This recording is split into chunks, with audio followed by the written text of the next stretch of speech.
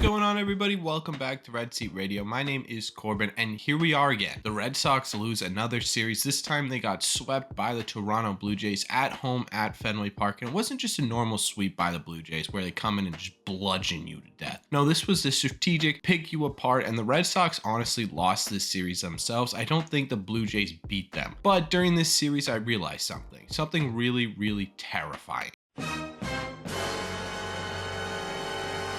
And that is that this Red Sox team has a very real possibility of finishing below 500. So that's what we're going to talk about today. We're going to talk about what happened in this series, the good, the bad, and mostly the ugly for the Red Sox. And we're going to talk about whether or not this series is any indication as to if this Red Sox team can finish above 500, because I think at this point, that's the only thing Red Sox fans are counting on. But before we get into that, do me a favor, make sure you guys have hit that subscribe button if you haven't already. If you're new here, we talk Red Sox content almost every single day. Also, make sure you guys have hit the like button on this video. Helps out a ton and would mean a lot to me. Thank you all very much for clicking on this one.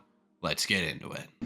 We're going to start with the pitching in this series because, in my opinion, the pitching in the rest of the year is going to be a really big deciding factor as to whether or not this Red Sox team finishes above 500. But in this series in particular, the Red Sox threw out Josh Winkowski in the first game, and unfortunately for Josh, this was a very typical Josh Winkowski start in 2022. Although I will say, this is a little bit worse than we're used to seeing. He ended up only being able to go 2 2/3 innings, allowing 6 hits and 6 runs while only striking out 2. Now, I think there is still a little bit of hope in the development of Josh Winkowski, considering this is his very first year in the league. But one thing that I think he really needs to grasp the concept of in the major leagues is that if you're going to be a pitch to contact style pitcher, you're going to need to keep the ball down. It seems like every start where he keeps the ball down, he actually does fairly well. And every start that he tries to blow by guys, he gets absolutely crushed. So if you're going to be that pitch to contact type guy, make sure you keep the ball down. The second game saw Brayan Bello, and this was probably Brayan Bello's best start of the entire year. He went 5 full innings, only allowed 2 and struck out 7.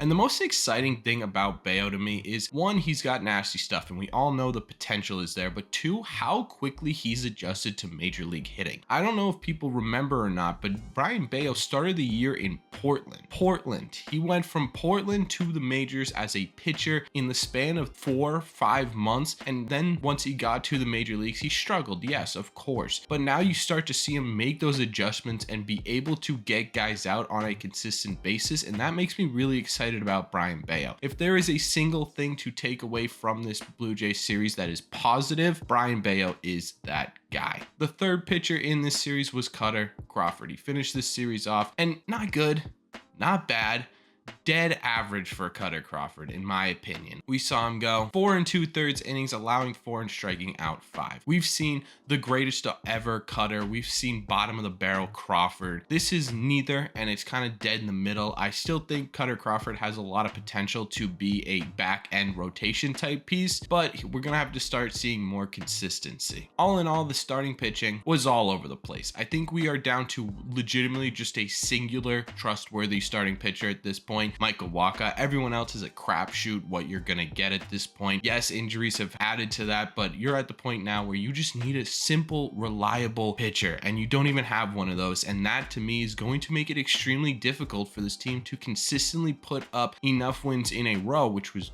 it's just 4. It's not like I'm talking about winning 10 in a row. I'm talking about winning 4. I don't know if they're going to be able to win 4 in a row consistently enough for the rest of the year to keep them at or above 500, at least with their starting pitching. As for the bullpen was the Red Sox bullpen. I think we kind of know what to expect from this bullpen right now. In each game, it seemed like one person had a breakdown, and that was kind of where this bullpen fell apart. In the first game of this series, it was Austin Davis, who for some reason out of nowhere fell off a cliff. I don't know if it was being overworked. It doesn't seem like it was overworked because he was taking so many days off in between his appearances, but let me know in the comment section down below. Is this Austin Davis fall off a product of being overused? In the second game, you had Brazier, who really only needed one pitch to screw up his outing. He got an absolute tank to George Springer that luckily the monster was able to keep in the yard, but that was essentially the coffin for the Red Sox in that game. The final game of the series, there wasn't really anyone who fully blew up. I would put Matt Matt Strom in there maybe because of his home run that he allowed, but at the same time too, it was just one singular bad pitch. The rest of his outing was fairly decent. So the third game, maybe not as someone blowing up, but it seems like every single game now at this point, there's someone who comes in and blows a lead or ties the game up or just simply lets up run. And that's been happening all year. We kind of expected this. We did expect this. We knew that this was going to be happening from the Red Sox bullpen. And if you're talking about in terms of whether or not this Red Sox team can finish at 500, this Red Sox bullpen is going to have to help in some way. And now that you're down to just John Schreiber, who by the way, looks fantastic in that 1900 sheriff mustache, wild. He's ground to an absolute nub at this point in terms of workload. So I'm not expecting a ton from him for the rest of the year, but he looks great in that mustache. Also, Matty Backpacks, Matt Barnes looks fantastic coming back from the IL as well. He continues to put out really great performances. So I'm really excited about seeing kind of this redemption tour from Matty Barnes. But anyways, we kind of know what we're going to get from the Red Sox bullpen. It's going to help us some days. It's going to hurt us others. It's going to hurt us more than it helps us. And yeah,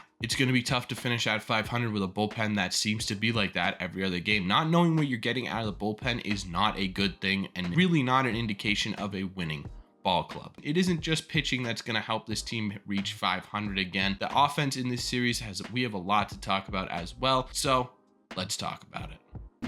On the offensive side of the ball, there was a lot to be negative about, and we will get to that, sure. But first, I want to talk about someone who is finally back in this Red Sox lineup, and that is Rafael Devers. He had a couple of hits in almost every single game. He went 3 for 4 in the first game, 1 for 4 in the second, and 2 for 4 in the third, with a couple of RBIs and doubles. And this is huge for the Red Sox offense. If we're talking about getting back to 500, Rafael Devers is essentially the lifeline of this Red Sox lineup, and to have him back and hitting well and producing for this team is absolutely massive. Another guy we need to talk about is Reese McGuire, who has been a great pickup for this Red Sox team. In this series alone, he had a couple of multi-hit games as well. He had a couple of RBIs. He was hitting the ball all over the place, knowing when to put the ball on the ground the other way, knowing when to pull the ball. He's looked fantastic at the plate, which I don't think anyone was expecting, not even the front office. So Reese McGuire has been a great addition to this team. In fact, to be honest with you, between him, Tommy Pham, and Eric Hosmer, there have been a ton of great additions at the deadline. Unfortunately, it just simply isn't enough to circumvent what everyone else on the team is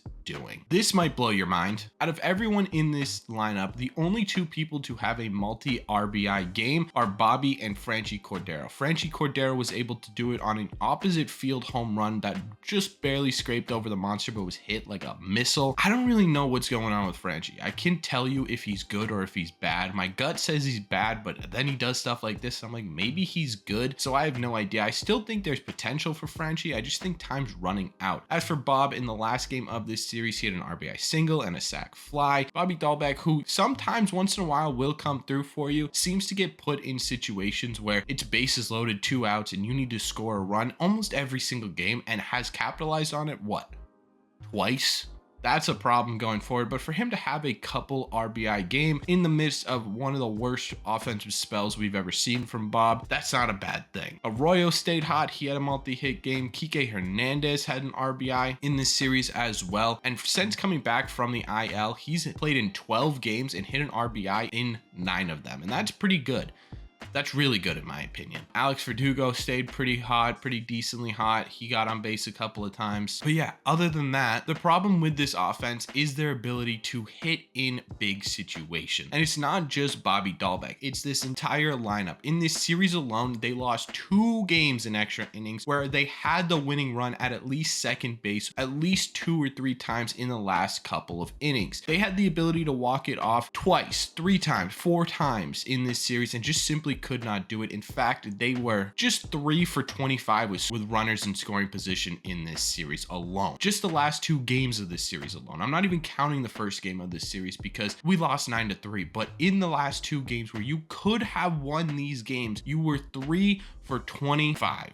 That is absolutely unacceptable. And that's just the mark of a team that is playing below 500 ball right now. It does not matter if your pitching staff can pull it together. If you can't score runs, it doesn't matter if the bullpen actually gives you help because it's going to remain a tie game until you score runs. So in my opinion, if you are looking at this Red Sox team trying to finish at 500 or better, their offense is doing them no favors right now. And it's been doing them no favors this entire year. Yes, June was really, really good. Yes, there were a ton of injuries, but not even being able to put the ball in play with a guy on third base and nobody out in the bottom of the ninth is just something that isn't related to injuries. It's related to situational hitting. And so if you're looking at this big picture, do I think that the Red Sox can finish at 500? I do. They're only 4 games out of 500, and they just need to play a little bit over 500 ball for the rest of the year to finish at that 500 mark. Unfortunately, though, due to everything that is going on, I can't say for certain that that's going to happen, and that's the scariest thought in my mind. Let me know in the comment section down below, what do you guys think?